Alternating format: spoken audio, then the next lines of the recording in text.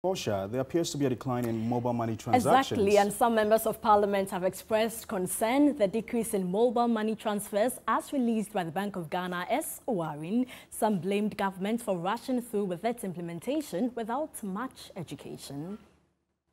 This should be a worry to every Ghanaian and especially to government, because it throws off gear all the projections that they made, the basis of which the E-Levy was passed.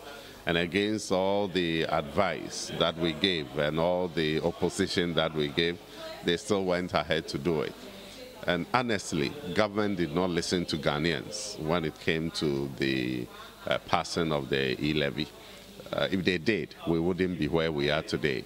What we are seeing now is that we are going to exclude many people who are taking advantage of E-Levy to be part of our financial inclusion. I would say let's give it a bit of time and let's see what the telcos also bring, because that is the information coming from the Bank of Ghana. We've also not had anything from the telco. So if we can wait for the telcos to also feed out what is their data, and then we can compare and be able to make a very good analysis on it.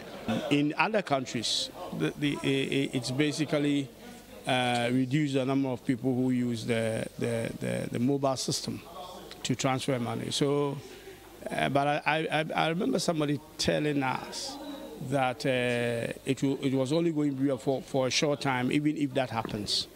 So let's hope they are right.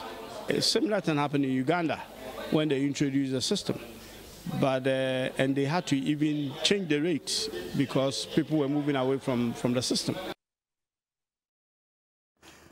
Right, so we're going to bring you further explanations about the Bank of Ghana's data relating to the number and value of mobile money transactions. The central bank, as you may be aware, has been releasing a summary of its economic and financial data for the year. And if you take a closer look at the data that's been released by the central bank over the period, you clearly would see that there's been some decline in the volumes and value of transactions. And we're particularly interested in knowing if this is as a result of the implementation of the E-Levy. And as you may be aware, a lot of hue and cry greeted the implementation of this particular policy. Lots of people argued about it. Let me just take you through the economic summary of the economic and financial data released by the central bank. As you may be aware, active MoMo subscribers, we saw a decline in that, 17.2 million. In terms of active agents, that's those who are actively involved in the service, we also saw a decline in that. And also there was a decline in the total number of transactions. That was to about 323 million.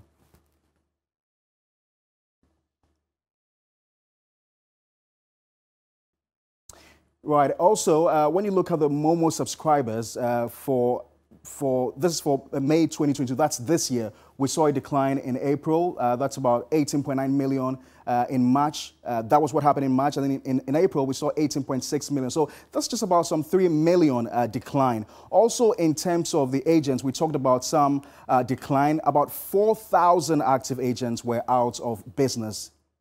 Now, so we talked about the March figure of 454,000 in terms of the agents. That was a big decline. In terms of value of transactions also, we saw a significant drop by about 2.8 billion. And then in terms of the mobile money transactions itself, we also saw a decline that's from 413 million in March to 403 million in April.